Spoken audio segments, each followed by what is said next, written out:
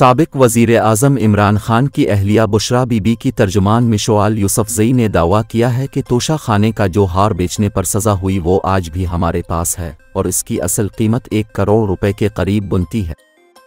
गुफ्तगू में मिशोआल यूसुफज़ई का कहना था कि तोशा खाना केस एक हार के ऊपर चल रहा है और कहा जा रहा है कि हारों की कीमत 300 करोड़ है।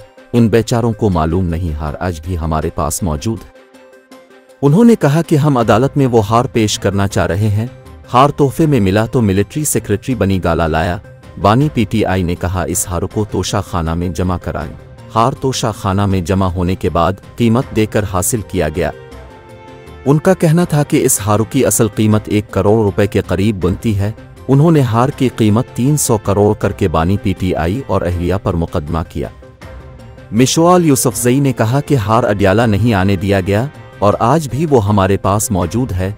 उनकी गेम उन पर ही आन पड़ी है।